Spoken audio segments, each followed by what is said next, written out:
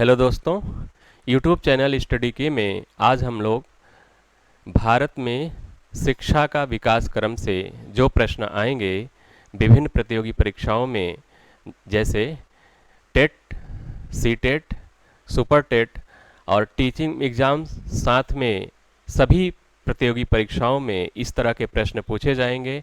बहुत इम्पॉर्टेंट हैं, आप लोग इन प्रश्नों को देखेंगे। बढ़ा जाए आगे क्वेश्चन की ओर। भारत में अंग्रेजी शिक्षा की शुरुआत मैकाले समिति 1835 के द्वारा हुई, जिसे अधोगामी निष्पंदन नीति या छनाई का सिद्धांत या फिल्ट्रेशन नीति आदि नामों से जाना गया। इसके अध्यक्ष कौन थे, ये क्वेश्चन में पूछ रहा है कि मैकाले समिति के अध्यक्ष कौन थे। ऑप्शन में है Lord Ripon, Lord Dalhousie, Lord Macaulay, Lord William Bentinck. तो मैकाले समिति के अध्यक्ष लॉर्ड मैकाले थे। कौन थे? Lord Macaulay. बोलते रहेंगे, कौन थे? Lord Macaulay. इस समिति के अध्यक्ष थे लॉर्ड मैकाले। और मैकाले समिति का गठन कब किया गया? तो गठन इसका 1835 में किया गया। गठन कब किया गया? 1835 में इस समिति का गठन किया गया। कब किया गया? 1835 में। अध्यक्ष कौन थे इसके? अध्यक्ष अगर पूछा जाए तो अध्यक्ष थे लॉर्ड मैकाले। लॉर्ड मैकाले, ध्यान देंगे, कौन थे? Lord Macaulay. और भारत में अंग्रेजी शिक्षा की शुरुआत हुई।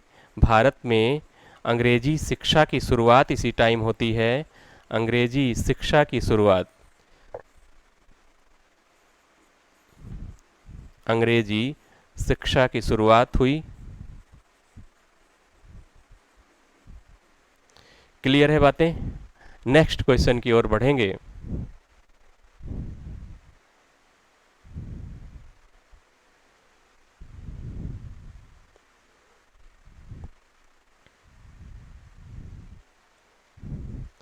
भारतीय शिक्षा का मैग्ना कार्टा किसे कहा जाता है? पूछ रहा है मैग्ना कार्टा किसे कहा जाता है? महिलाओं की शिक्षा की जिसने वकालत की और इसी के सुझाव पर आधुनिक भारत में कोलकाता, मुंबई, चेन्नई में आवासीय विश्वविद्यालय खोले गए, वह कौन समिति थी या कौन सा प्रस्ताव था? तो इसमें ऑप्शन है मैकाले समिति, दूसरा है चार्ल्स का वुड डिस्पैच 1854, हंटर आयोग 1882, सैडलर आयोग 1917। तो ऑप्शन में उत्तर इसका क्या सही है? बोलेंगे उत्तर कौन सा सही है? हाँ, दूसरा ऑप्शन सही है। चार्ल्स का वुड डिस्पैच 1854 को भारतीय शिक्षा का मैग्ना कार्टा कहा जाता है। अगर मैग्ना कार्टा पूछा जाए भारतीय शिक्षा का तो क्या बताएंगे? भारतीय शिक्षा का मैग्ना कार्टा किसे कहा जाता है? भारतीय शिक्षा का मैग्ना कार्टा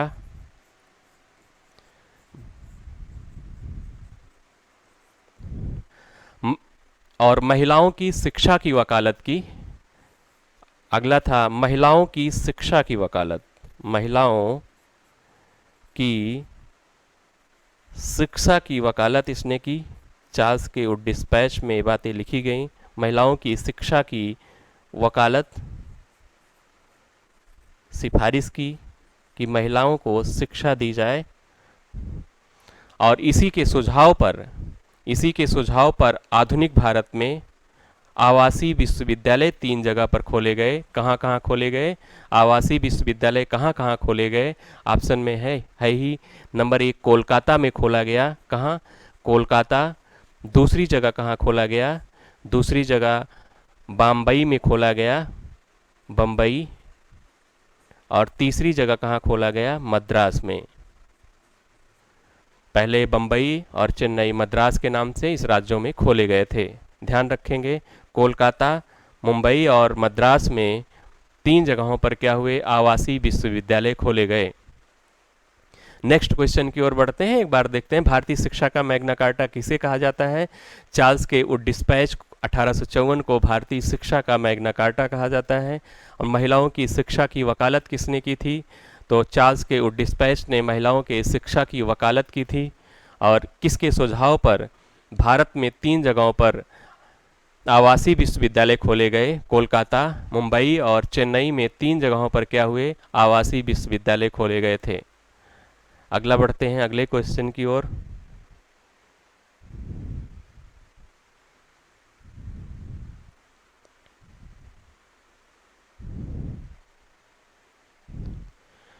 विश्व का सबसे पुराना विश्वविद्यालय कौन सा है?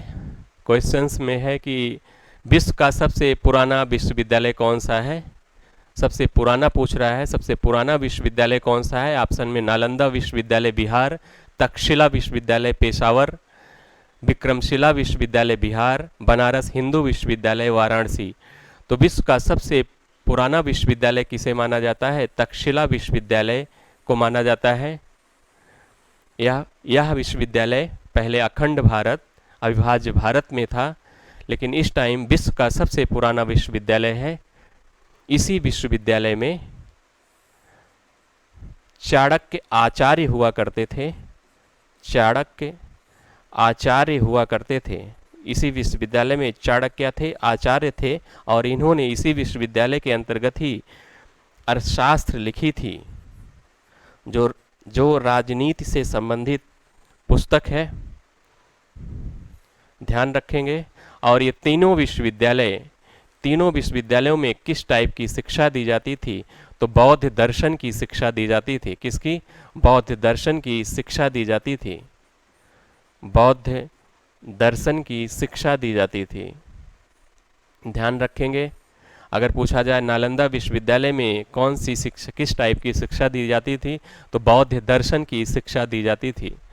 तक्षशिला में बौद्ध दर्शन, विक्रमशिला विश्वविद्यालय बिहार में भी क्या था? बौद्ध दर्शन की। तीनों विश्वविद्यालयों में बौद्ध दर्शन की शिक्षा दी जाती थी। नेक्स्ट बढ़ेंगे।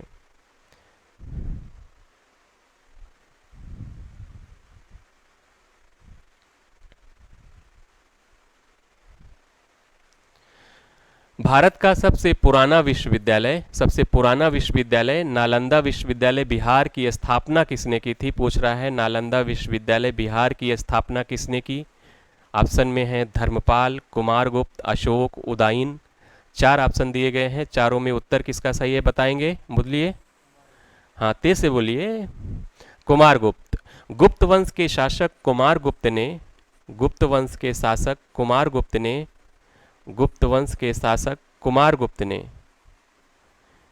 इसकी स्थापना की थी। कौन? कुमारगुप्त। ऑप्शन में ही है कुमारगुप्त, याद रखेंगे। भारत का सबसे पुराना विश्वविद्यालय पूछे जाएगा तो क्या बताएंगे? कुमारगुप्त ने, गुप्त वंश के शासक कुमारगुप्त ने इसकी स्थापना की थी।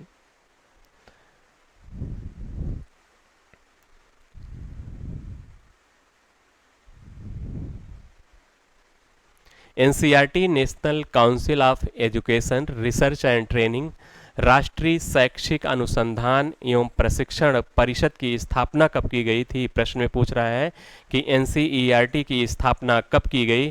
तो कब की गई? 15 अगस्त 1995, 1 सितंबर 2004, 17 अगस्त 1995, 1 सितंबर 1961। तो इसका उत्तर क्या सही होगा बोलेंगे?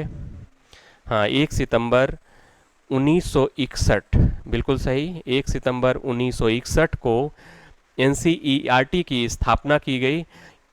इसका मुख्यालय कहाँ स्थित है बताएंगे? इसका मुख्यालय कहाँ स्थित है? नई दिल्ली में स्थित है। मुख्यालय कहाँ है? नई दिल्ली में है। इसका उद्देश्य क्या है? इसका उद्देश्य क्या है? शिक्षा की गुणवत्ता में सुधार करना एनसीईआरटी का उद्देश्य है। क्या उद्देश्य है?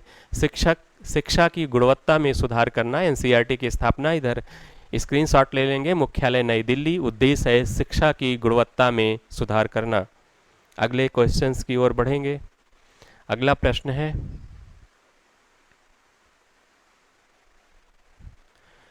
NCTE national council for teacher education, राष्ट्रीय अध्यापक शिक्षा परिषद की स्थापना कब की गई? पूछ रहा है एनसीटीई की स्थापना कब की गई? ऑप्शन में 15 अगस्त 1995, 1 सितंबर 2004, 1 अक्टूबर 2007, 17 अगस्त 1995। तो इसका सही उत्तर क्या है बताएंगे? 17 अगस्त 1995। 17 अगस्त 1995 को एनसीटीई की स्थापना की गई। तो एनसीटीई की स्थापना कब की गई बोलेंगे? 17 अगस्त 1995 को की गई। और इसका मुख्यालय कहाँ है? इसका मुख्यालय नई दिल्ली है। उद्देश्य इसका क्या है? किसका उद्देश्य? एनसीटीई का उद्देश्य क्या है? उद्देश्य है अध्यापक शिक्षा प्रणाली का नियोजित एवं समग्र विकास करना। साथ में शिक्षा से संबंधित मामलों हेतु अध्यापक शिक्षा प्रणाली में मानकों एवं मापदंडों का पूरे देश में लागू करना एनसीटीई का कार्य है, उद्देश्य है। इसके अधिकार क्या दिए गए हैं? एनसीटीई के अधिकार क्या हैं? शिक्षक भर्ती के लिए मापदंड का निर्धारण करती है। न्यूनतम योग्यताएं क्या होंगी, इसका निर्धारण कौन करेगा? एनसीटीई करता है। और ताकि योग्य शिक्षकों की भर्ती की जा सके। क्लियर है बातें? बढ़ें आगे।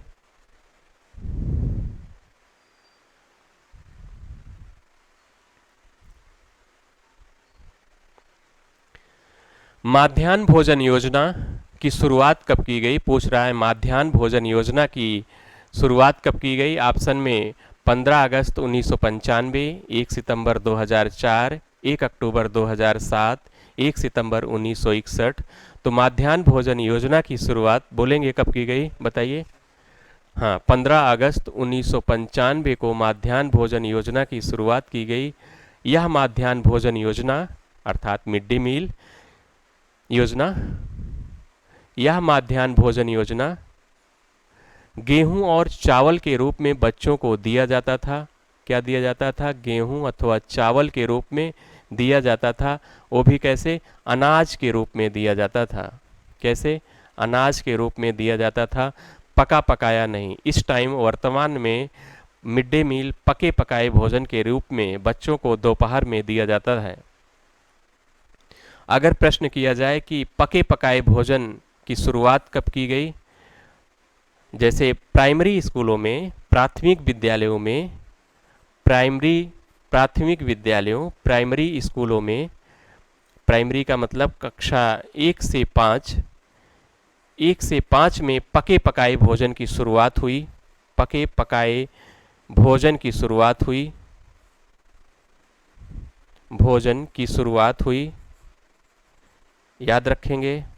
अगर प्रश्न किया जाए कि प्राथमिक विद्यालयों में पके पकाए भोजन की शुरुआत, मिड डे मील योजना की शुरुआत कब की गई, तो बताएंगे क्या? 1 सितंबर 2004 को की गई।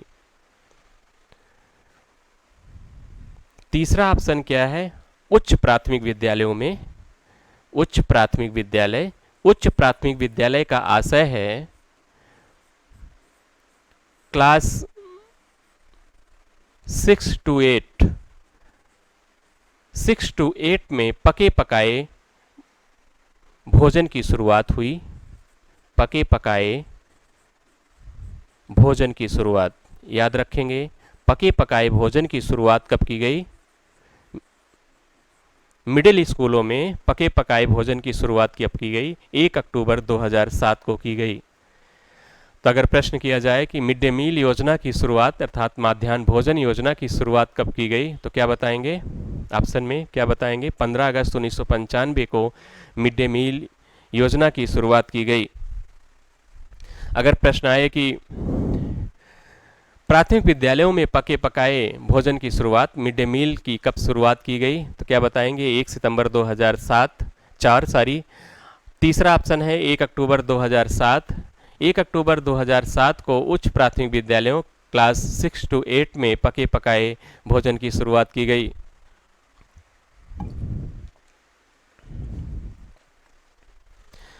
अगले प्रश्न की ओर बढ़ेंगे।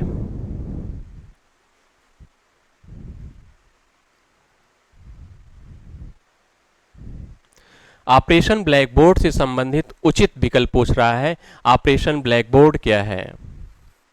प्रश्न आए कि ऑपरेशन ब्लैक बोर्ड क्या है, तो ऑप्शन दिया गया है स्कूल के ब्लैक बोर्ड की सफाई करना, लकड़ी के ब्लैक बोर्ड बनवाना, तीसरा है प्राथमिक विद्यालयों में मूलभूत सुविधाओं की उपलब्धता सुनिश्चित करना। इनमें से कोई नहीं, तो उत्तर है इसका कौन सा सही होगा? उत्तर प्राथमिक विद्यालयों में मूलभूत सुविधाओं की उपलब्धता सुनिश्चित करना इसका क्या है? उद्देश्य है। तो मूलभूत सुविधाएं क्या हैं? प्राथमिक विद्यालयों में मूलभूत सुविधाएं क्या हैं? जैसे भवन होने चाहिए, भवन में कक्षा कक्ष होने चाहिए, हवादार कक्षा कक्ष हो, पानी की व्यवस्था हो, खेल कूद के मैदान हो, खेल कूद की सामग्री भी हो, खेल कूद की सामग्री हो, टीचर्स पर्याप्त हों, इस तरह से मूलभूत सुविधाएं ऑपरेशन ब्लैक बोर्ड से संबंधित है। अगला बढ़ा जाए।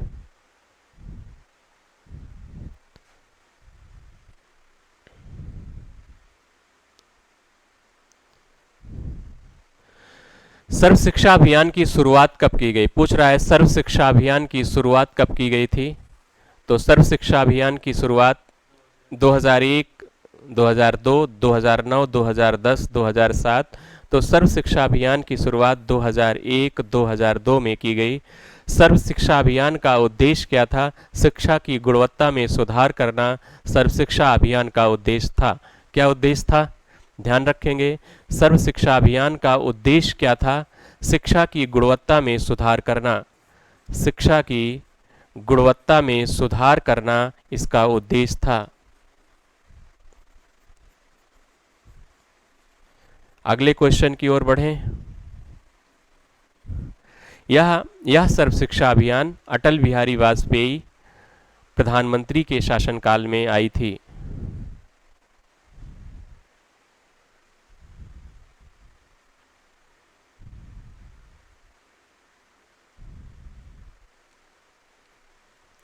उत्तर प्रदेश का सबसे पुराना विश्वविद्यालय कौन सा है, इलाहाबाद विश्वविद्यालय।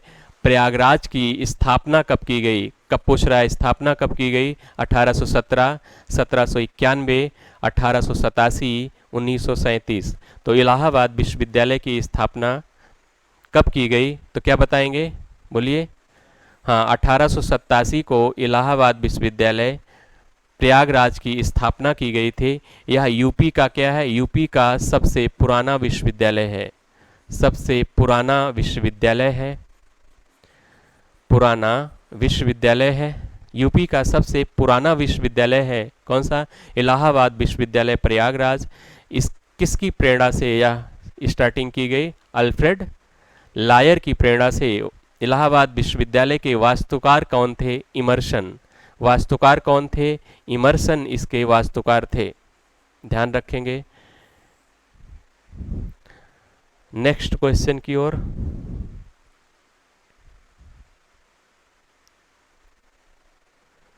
मदन मोहन मालवीय द्वारा वाराणसी में स्थापित बनारस हिंदू विश्वविद्यालय की स्थापना कब की गई, 1887, 1916, 1875, 1781।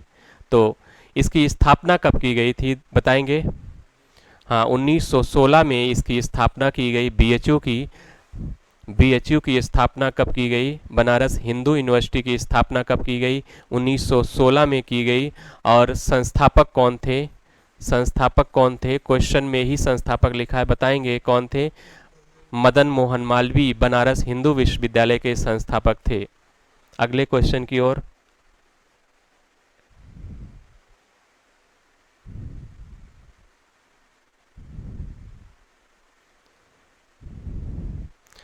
वाराणसी संस्कृत विश्वविद्यालय, जो आगे चलकर डॉक्टर संपूर्णानंद संस्कृत विश्वविद्यालय हुआ, इसकी स्थापना कब की गई थी। क्वेश्चन में पूछ रहा है कि इसकी स्थापना कब की गई थी।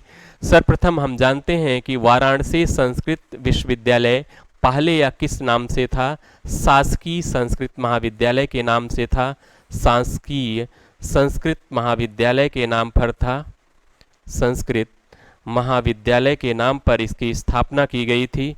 कब की गई थी, बताएंगे कब की गई थी। 1791 ईस्वी में इसकी स्थापना की गई थी, जोनाथन डंकन के द्वारा की गई थी। आगे चलकर यह वाराणसी संस्कृत विश्वविद्यालय हुआ, जो आगे चलकर के डॉक्टर संपूर्णानंद संस्कृत विश्वविद्यालय के रूप में स्थापित हुआ, ध्यान रखेंगे। तो इसकी ऑप्शन क्या सा होगा, तो 1791 में इसकी स्थापना की गई, ध्यान रखेंगे। किस नाम से, शासकीय संस्कृत महाविद्यालय के रूप में इसकी स्थापना की गई थी, ध्यान रखेंगे।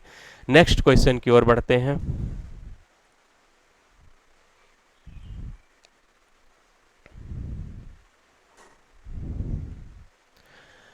सर सैयद अहमद खां द्वारा स्थापित अलीगढ़ मुस्लिम विश्वविद्यालय की स्थापना कब की गई? ऑप्शन में है 1875, 1781, 1817, 1921। तो इसकी स्थापना अलीगढ़ मुस्लिम विश्वविद्यालय की स्थापना कब की गई बताएंगे? हाँ, 1921 में की गई थी, बिल्कुल सही। 1921 में किसके द्वारा की गई? तो ऊपर लिखा ही है, सर सैयद अहमद खां के द्वारा की गई। 1875 यहाँ पर क्या है?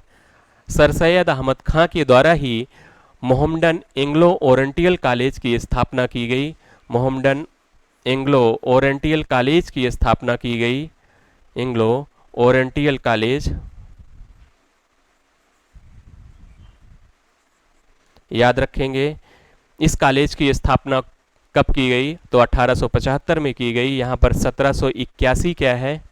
1781 यहाँ पर क्या है? कलकत्ता मदरसा की स्थापना की गई थी।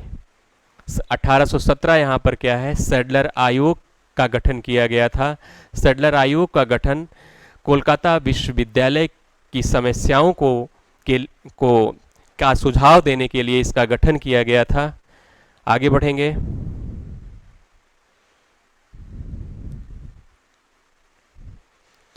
कलकत्ता मदरसा की स्थापना कब की गई? 1781 में किसके द्वारा की गई? पूछ रहा है। कलकत्ता मदरसा की स्थापना 1781 में किसके द्वारा की गई थी? तो उत्तर क्या होगा बताएंगे? लॉर्ड डफरिन दिया है, लॉर्ड मैकाले, वारेन हेस्टिंग्स, इनमें से कोई नहीं। तो इसका उत्तर होगा वारेन हेस्टिंग्स होगा। तो इसकी स्थापना कब की गई? 1781 में। और किसके द्वारा की गई बोलेंगे? तो वारेन हेस्टिंग्स के द्वारा इसकी स्थापना की गई। ध्यान रखेंगे। आगे बढ़ा जाए। आगे बढ़ेंगे अगले प्रश्न की ओर।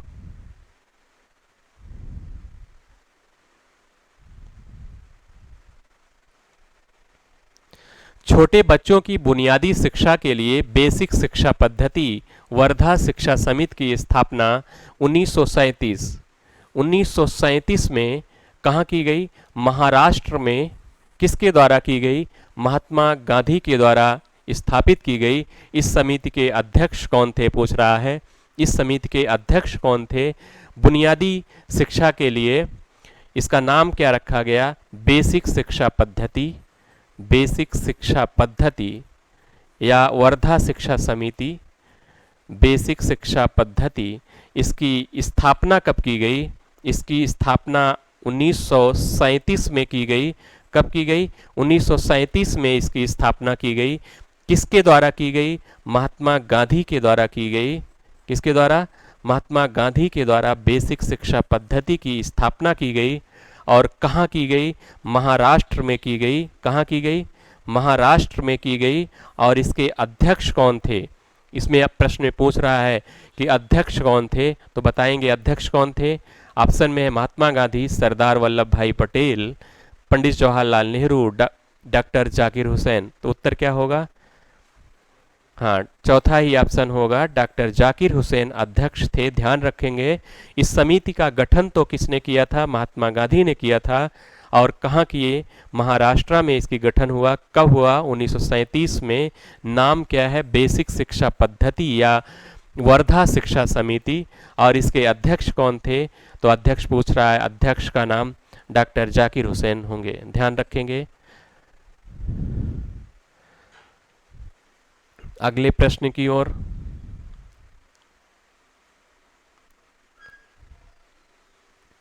निःशुल्क एवं अनिवार्य बाल शिक्षा का अधिकार अधिनियम 2009 संविधान के किस मौलिक अधिकार के अंतर्गत इसे रखा गया है? 6 से 14 वर्ष के बच्चों के लिए अनिवार्य एवं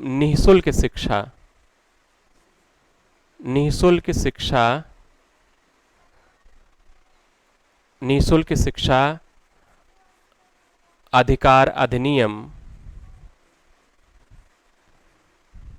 2009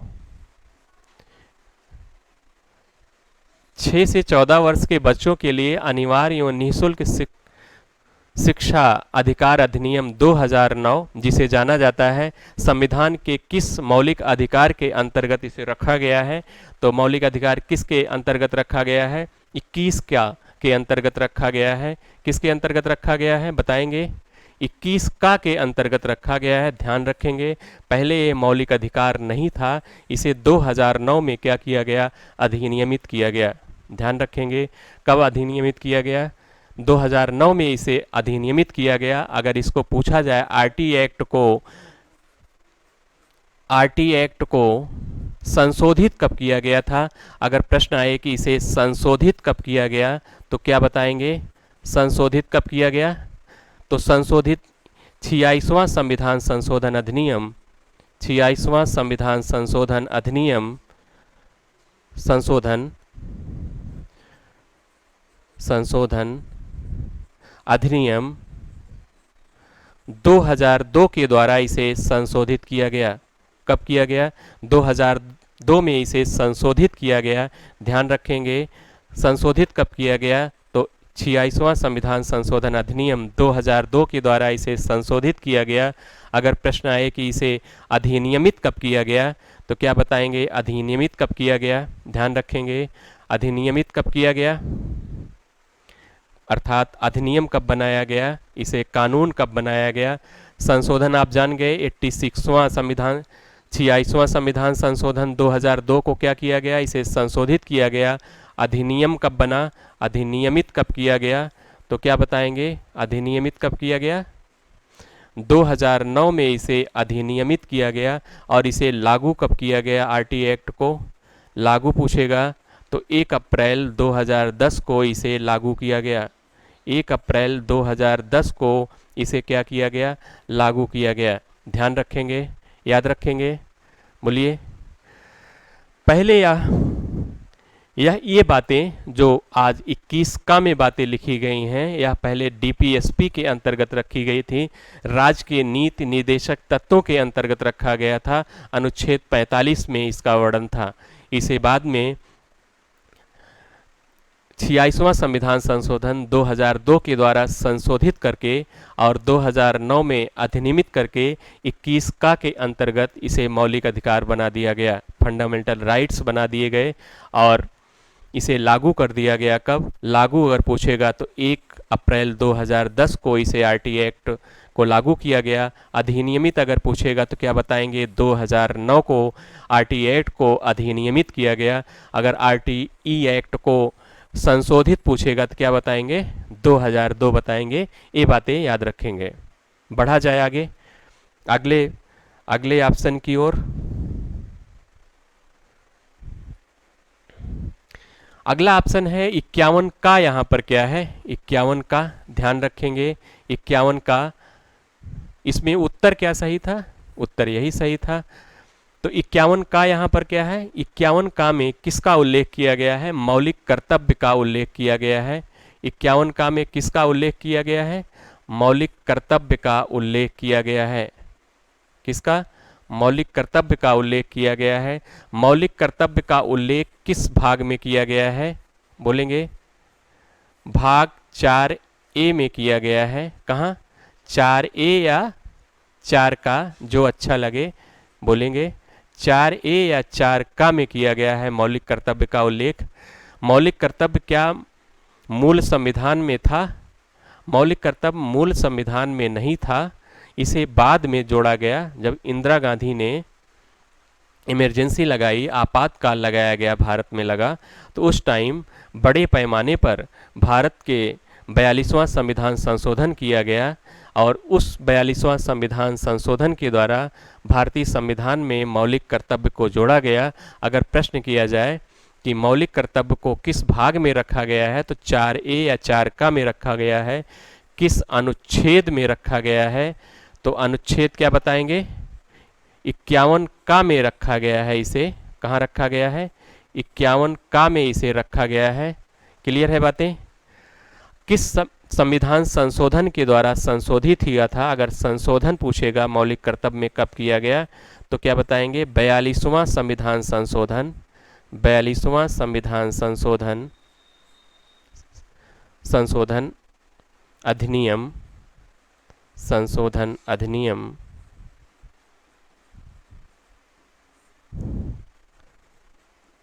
1976 के द्वारा इसे संशोधित किया गया था। कब किया गया था? 1976 के द्वारा इसे संशोधित किया गया था। संशोधन कौन सा है? याद रखेंगे, 42वां संविधान संशोधन है। 42वां संविधान संशोधन अधिनियम 1976 के द्वारा मौलिक कर्तव्य को संशोधित किया गया था। किसकी सिफारिश से जोड़ा गया था? अगर सिफारिश पूछेगा क्या बताएंगे? सरदार स्वर्ण सिंह की सिफारिश से जोड़े गए थे मौलिक कर्तव्य। किसकी सिफारिश से? सरदार स्वर्ण सिंह की सिफारिश से जोड़े गए। सरदार स्वर्ण सिंह की सिफारिश से जब मौलिक कर्तव्य को भारतीय संविधान में जोड़ा गया तो कुल कितने मौलिक कर्तव्यों को जोड़ा गया? तो कुल 10 मौलिक कर्तव्यों को भारतीय संविधान में जोड़ा गया। कितने जोड़े गए थे? 10। क्लियर है बातें? अगर वर्तमान में पूछेगा वर्तमान में कितने मौलिक कर्तव्य हैं तो क्या बताएंगे? तो वर्तमान में 11 मौलिक कर्तव्य हैं। वर्तमान में कितने हैं? 11 मौलिक कर्तव्य हैं। ध्यान रखेंगे, 11 मौलिक कर्तव्य हैं। क्लियर है बातें? 11वां मौलिक कर्तव्य क्या है? 11वां मौलिक कर्तव्य किस संविधान संशोधन के द्वारा जोड़ा गया? ये जो 11वां मौलिक कर्तव्य है किस संविधान संशोधन के द्वारा जोड़ा गया? 11वां मौलिक कर्तव्य 11वां मौलिक कर्तव्य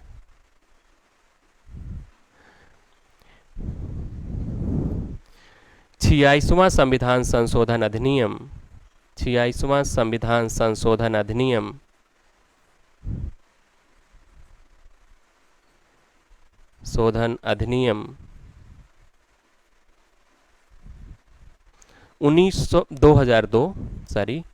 2002 के द्वारा इसे जोड़ा गया। 11वां मौलिक कर्तव्य को कब जोड़ा गया? 86वां संविधान संशोधन अधिनियम 2002 के द्वारा इसे जोड़ा गया। इसमें क्या बातें लिखी गई हैं? इसमें 6 से 14 वर्ष के बच्चों के लिए उनके माता पिता या अभिभावक उनके लिए शिक्षा की व्यवस्था करेंगे, वह यह उनका कर्तव्य होगा। ये बातें 11वें मौलिक कर्तव्य में लिखी गई हैं। एक बार रिवीजन करेंगे, आगे बढ़ा जाएगा। तो पूछ रहा है 51 का क्या है? 51 का में मौलिक कर्तव्यों को रखा गया है। क्लियर है बातें? इसे मूल संविधान में मौलिक कर्तव्य नहीं था, इसे बाद में जोड़ा गया। किस भाग में मौलिक कर्तव्य को रखा गया है? तो 4A में रखा गया है, या 4 का में कह सकते हैं रखा गया है इसे। और कब संशोधित किया गया? तो 42वां संविधान संशोधन अधिनियम 1976 के द्वारा इसे संशोधित किया गया था। ध्यान रखेंगे, सिफारिश किसकी थी? सरदार स्वर्ण सिंह की सिफारिश थी। किसकी सिफारिश थी? सरदार स्वर्ण की सिफारिश से भारतीय संविधान में मौलिक कर्तव्य को जोड़ा गया। जब जोड़ा गया तो कितने मौलिक कर्तव्य थे? तो बताएंगे 10 मौलिक कर्तव्य थे। वर्तमान में कितने मौलिक कर्तव्य हैं? तो वर्तमान में 11 मौलिक कर्तव्य हैं। कितने मौलिक कर्तव्य हैं? 11 मौलिक कर्तव्य हैं। 11वां मौलिक कर्तव्य किस संविधान संशोधन के द्वारा जोड़ा गया? तो 11वां मौलिक कर्तव्य 86वां संविधान संशोधन अधिनियम 2002 के द्वारा इसे जोड़ा गया। ध्यान रखेंगे, 86वां संविधान संशोधन अधिनियम 2002 के द्वारा इसे जोड़ा गया। 86वें संविधान संशोधन अधिनियम 2002 के द्वारा जो 11वां मौलिक कर्तव्य जोड़ा गया, इसमें क्या बातें लिखी गई हैं? 6 से 14 वर्ष के बच्चों के माता पिता उनके लिए शिक्षा की व्यवस्था करेंगे, यह उनका कर्तव्य होगा। ये बातें लिखी गई हैं। आगे बढ़ेंगे, कन्फर्म है, स्क्रीनशॉट ले सकते हैं। तो अगले ऑप्शन की ओर बढ़ें। अनुच्छेद 21 यहाँ पर क्या है, इस पर बात करेंगे। अनुच्छेद 21 क्या है? जब देश में आपातकाल लगता है तो अनुच्छेद 20 और 21 को छोड़ करके, आर्टिकल 20 और 21 को छोड़ करके, अनुच्छेद 20 और 21 को छोड़ करके सारे मौलिक अधिकारों को निरस्त कर दिया जाता है। तो 21 में किसकी बातें की गई हैं? तो 21 में प्राण एवं दैहिक स्वतंत्रता की बात की गई है। प्राण एवं दैहिक स्वतंत्रता की बात की गई है। दैहिक स्वतंत्रता। अगर प्रश्न किया जाए कि किस आर्टिकल में, किस मौलिक अधिकार के अनुच्छेद के तहत निजता के अधिकार की बात की गई है, तो इसी 21 में निजता के अधिकार की बात की गई है। राइट टू प्राइवेसी की बात की गई है, निजता के अधिकार की बात की गई है। ध्यान रखेंगे, इम्पॉर्टेंट क्वेश्चंस हैं, ध्यान रखेंगे। निजता के अधिकार की बात और प्राण एवं दैहिक स्वतंत्रता की बात किस आर्टिकल में की गई है? तो 3 में की गई है, ध्यान रखेंगे। आगे बढ़ा जाए। अनुच्छेद 19 यहाँ पर क्या है? आर्टिकल 19 यहाँ पर क्या है?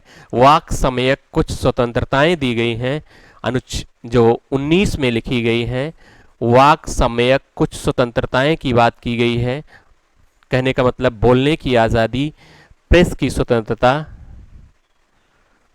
इत्यादि को आर्टिकल 19 के अंतर्गत रखा गया है, ध्यान रखेंगे।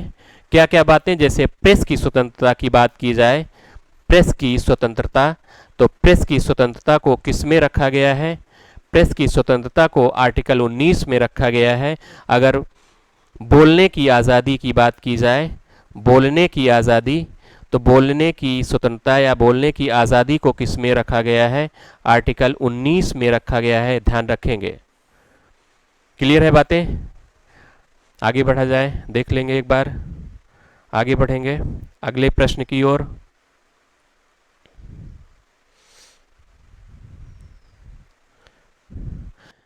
आरटी एक्ट 2009 किस संविधान संशोधन से संबंधित है? 42वां संविधान संशोधन अधिनियम 1976, 44वां संविधान संशोधन अधिनियम 1978, 86वां संविधान संशोधन अधिनियम 2002, 61वां संविधान संशोधन अधिनियम 1989। तो इसका ऑप्शन कौन सा होगा, बताएंगे? 86वां संविधान संशोधन अधिनियम 2002 को क्या कहा जाता है, किससे संबंधित है? तो आरटी एक्ट 2009 से संबंधित है। आरटी एक्ट 2009 को 86वां संविधान संशोधन अधिनियम 2002 के द्वारा इसे संशोधित किया गया था। क्या संशोधित किया गया? आरटी एक्ट 2009 को किस अनुच्छेद में जोड़ा गया? 21 का में जोड़ा गया। और इसे अधिनियमित कब किया गया था? आरटी एक्ट को 2009 में अधिनियमित किया गया। लागू कब किया गया? आरटी एक्ट को 1 अप्रैल 2010 को इसे लागू किया गया था। पहले ये बातें कहाँ लिखी थी? पहले ये बातें राज्य के नीति निदेशक तथ्यों में लिखी गई थी, ध्यान रखेंगे। तो एक एक ऑप्शन पर हम लोग बात करते हैं। पहला क्या है यहाँ पर? 42वां संविधान संशोधन क्या है? 42वां संविधान संशोधन, 42वां संविधान संशोधन यहाँ पर क्या है? इसे लघु संविधान कहा जाता है। क्या कहा जाता है? लघु संविधान। क्या कहा जाता है? लघु संविधान की संज्ञा दी गई है, या कह सकते हैं मिनी कॉन्स्टिट्यूशन कहा जाता है। क्यों कहा जाता है? क्योंकि भारत में जब इमरजेंसी लगाई गई प्रधानमंत्री इंदिरा के शासनकाल में, तो बड़े पैमाने पर संविधान में संशोधन, अमेंडमेंट किए गए। इसीलिए इस संविधान संशोधन को व्यापक था, बड़े पैमाने पर था, ज़्यादा परिवर्तन किए गए, ज़्यादा संशोधन किए गए संविधान में। इसीलिए 42वां संविधान संशोधन अधिनियम को लघु संविधान या मिनी कॉन्स्टिट्यूशन की संज्ञा दी गई।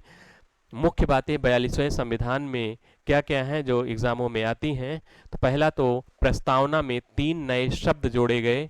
प्रस्तावना में 42वां संविधान संशोधन अधिनियम 1976 के द्वारा प्रस्तावना में 3 नए शब्द जोड़े गए। अगर प्रश्न पूछा जाएगा कि किस संविधान संशोधन के द्वारा प्रस्तावना में 3 नए शब्द जोड़े गए, तो क्या बताएंगे? 42वां संविधान संशोधन के द्वारा प्रस्तावना में 3 नए शब्द जोड़े गए। वो 3 नए शब्द कौन से थे? पहला कौन सा था, बताएंगे? पहला शब्द कौन सा था? पहला शब्द, पहला समाजवादी, याद रखेंगे, पहला शब्द था समाजवादी जोड़ा गया। दूसरा शब्द, दूसरा धर्मनिरपेक्ष या पंथ निरपेक्ष, धर्मनिरपेक्ष या पंथ निरपेक्ष जोड़ा गया। तीसरा क्या था? अखंडता जोड़ा गया, ध्यान रखेंगे। क्या जोड़ा गया? अखंडता जोड़ा गया। मूल, अगर पूछा जाए प्रस्तावना मूल संविधान में कौन सा शब्द नहीं था, तो तीनों याद कर लेंगे, बताएंगे यह शब्द अगर नहीं आएगा तो बताएंगे यह शब्द मूल संविधान में नहीं था। बाद में कौन से, प्रस्तावना में बाद में कौन से शब्द जोड़े गए, तीनों शब्दों को याद रखेंगे। क्लियर है बातें? तो ऑप्शन कर ले जाएंगे, क्वेश्चन सही होगा।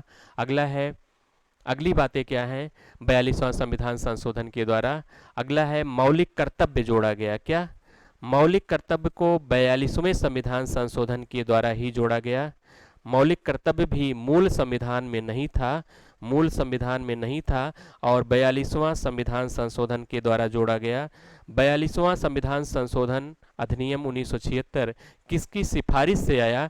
42वां संविधान संशोधन अधिनियम 1976 सरदार स्वर्ण सिंह की सिफारिश से था। तो मौलिक कर्तव्यों का उल्लेख कहाँ किया गया है? अभी हम लोगों ने पिछले क्वेश्चन में इसकी बातें की, तो किस भाग में है? 4A में इसका वर्णन किया गया है। अनुच्छेद कौन सा है? 51 का में इसका वर्णन किया गया है।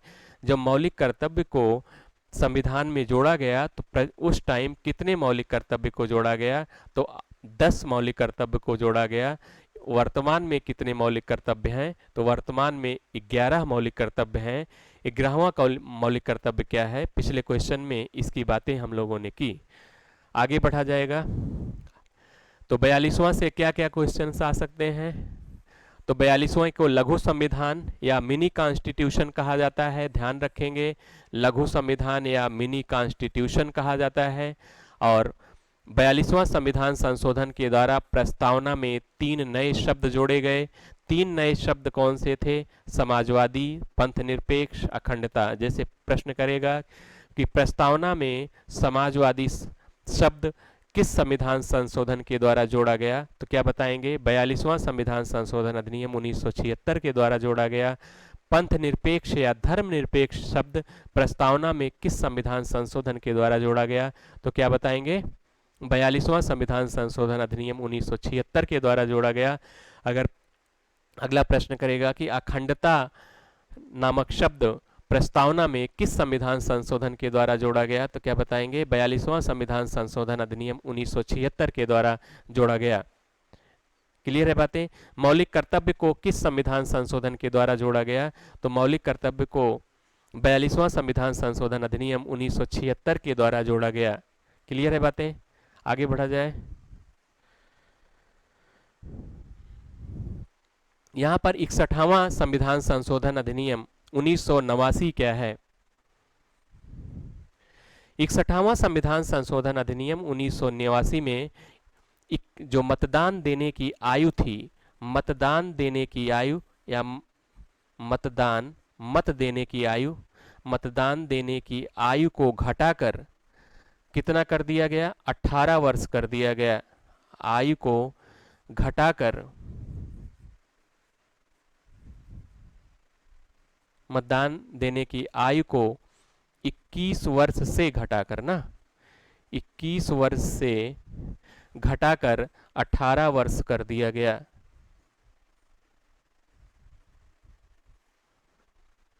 ध्यान रखेंगे, अगर पूछा जाए कि मतदान देने की आयु को 21 वर्ष से घटाकर 18 वर्ष किस संविधान संशोधन के द्वारा किया गया? तो बताएंगे क्या? 61वां संविधान संशोधन अधिनियम 1989 के द्वारा किया गया। क्लियर है बातें? स्क्रीनशॉट ले लेंगे, आगे बढ़ेंगे फिर अगले प्रश्न की ओर।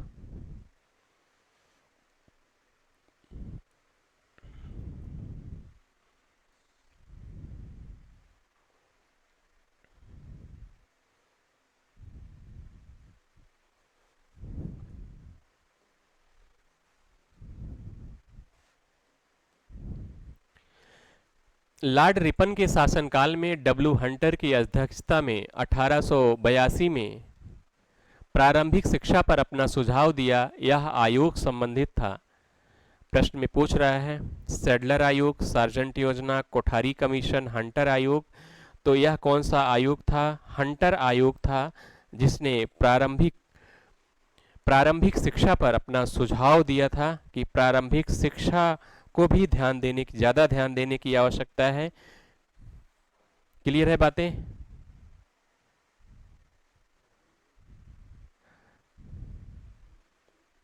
हंटर कमीशन की बातें क्या थी? ध्यान देंगे।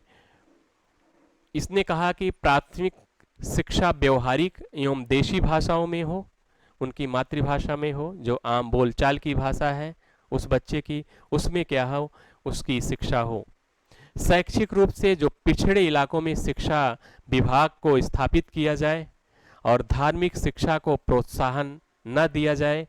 प्रोत्साहन न देने की बात की है और बालिकाओं के लिए सरल पाठ्यक्रम व निःशुल्क शिक्षा की व्यवस्था हो। ये बातें हंटर कमीशन में अपनी सिफारिशों में रखी। अगले प्रश्न की ओर।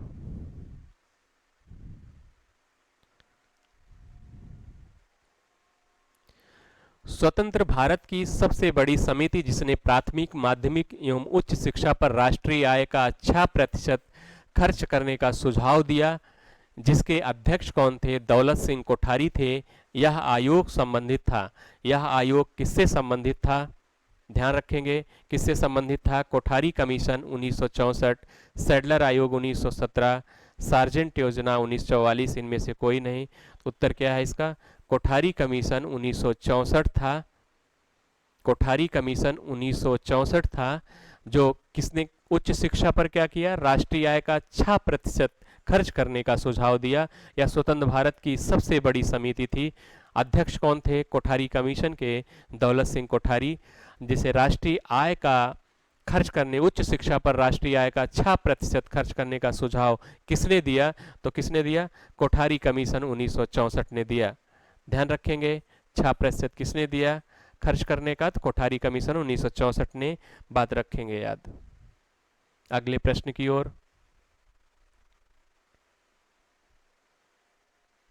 सर्व शिक्षा अभियान के तहत गरीबी रेखा से नीचे जीवन यापन करने वाली लड़कियों के लिए आवासीय उच्च प्राथमिक स्कूल, जिसकी शुरुआत अगस्त 2004 से हुई, उसे किस नाम से जाना जाता है?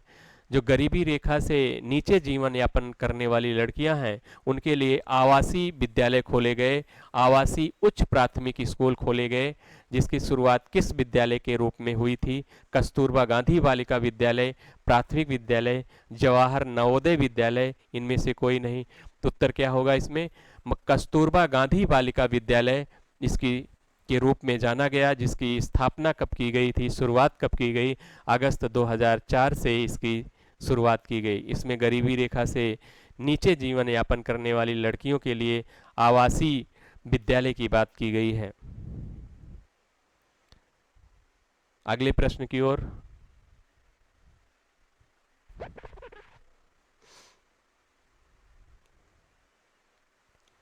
ग्रामीण क्षेत्र के प्रतिभाशाली बच्चों के लिए केंद्र द्वारा 100% अनुदान पर जवाहर नवोदय विद्यालय 1986 में खोले गए, जिसमें ग्रामीण और शहरी क्षेत्र के विद्यार्थियों का अनुपात होता है। तो जवाहर नवोदय विद्यालय कब खोले गए? 1986 में खोले गए। ग्रामीण क्षेत्र के प्रतिभाशाली बच्चों के द्वारा खोले गए, जो केंद्र द्वारा ये 100% अनुदान पर आधारित होता है। इसमें ग्रामीण और शहरी क्षेत्र के विद्यार्थियों का अनुपात पूछ रहा है। तो ग्रामीण और शहरी क्षेत्र के विद्यार्थियों का अनुपात कितना है? ग्रामीण और शहरी क्षेत्र के विद्यार्थियों का अनुपात कितना होता है? ऑप्शन है 85:15, 75:25, 80:20, इनमें से कोई नहीं। तो 75:25 का अनुपात होता है। तो ग्रामीण को 75% और शहरी के 25% विद्यार्थियों को इस विद्यालय में रखा जाता है।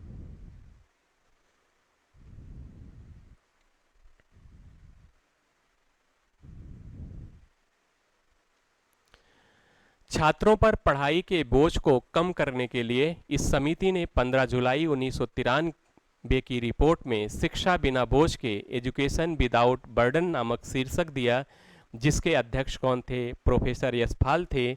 यह समिति थी। ऑप्शन में है यशपाल समिति 1991-92, मैकाले समिति 1835, वर्धा शिक्षा समिति 1937, राधाकृष्णन समिति। बताएंगे छात्रों पर पढ़ाई के बोझ को इन्होंने क्या सिफारिश की कि छात्रों के ऊपर जो पढ़ाई का बोझ ज़्यादा किया गया है, इसको क्या किया जाए? कम किया जाए बोझ को। और इस पर इन्होंने एक रिपोर्ट दी। जिस रिपोर्ट में क्या लिखा?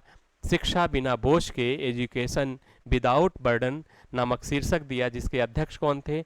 प्रोफेसर यशपाल थे। यह समिति कौन थी, यही पूछ रहा है।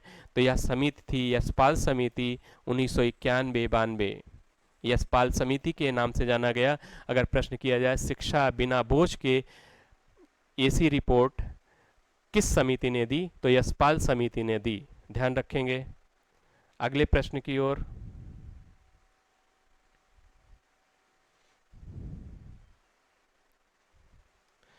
शिक्षकों की जीवन शैली डिजिटल बनाने हेतु ऐप संबंधित है। पेंसिल पोर्टल, सगुड़ पोर्टल, दीक्षा पोर्टल, ई पाठशाला ऐप। तो शिक्षकों की जीवन शैली को डिजिटल बनाने के लिए दीक्षा ऐप को लॉन्च किया गया है। दीक्षा ऐप में शिक्षकों को नवाचार की बातें बताई गई हैं, कैसे नवाचार करके आप विद्यार्थियों को सिखा सकते हैं, आसानी के साथ सिखा सकते हैं। क्लियर है बातें? यहाँ पर पेंसिल पोर्टल क्या है? पेंसिल पोर्टल बाल श्रम को रोकने के लिए लॉन्च किया गया। किसको रोकने के लिए? बाल श्रम को रोकने के लिए लॉन्च किया गया है। बाल श्रम को रोकने के लिए लॉन्च किया गया, रोकने के लिए लॉन्च किया गया। ध्यान रखेंगे। सगुड़ पोर्टल क्या है? सगुड़ पोर्टल पर शिक्षा संबंधी समग्र जानकारी उपलब्ध है। शिक्षा संबंधी समग्र जानकारी इस पोर्टल पर उपलब्ध है। शिक्षा संबंधी समग्र जानकारी इस पोर्टल पर उपलब्ध है। ई पाठशाला ऐप क्या है? एनसीईआरटी की पुस्तकें इस पर उपलब्ध हैं। आप ऑनलाइन पढ़ सकते हैं, डाउनलोड करके पुस्तकें इस पर उपलब्ध हैं। किसकी? एनसीईआरटी की पुस्तकें ई पाठशाला ऐप पर डाउनलोडेड हैं। आप वहां से क्या कर सकते हैं? डाउनलोड करके इन किताबों को पढ़ सकते हैं। फिर हम लोग नेक्स्ट टॉपिक पर जल्दी ही मिलते हैं। धन्यवाद।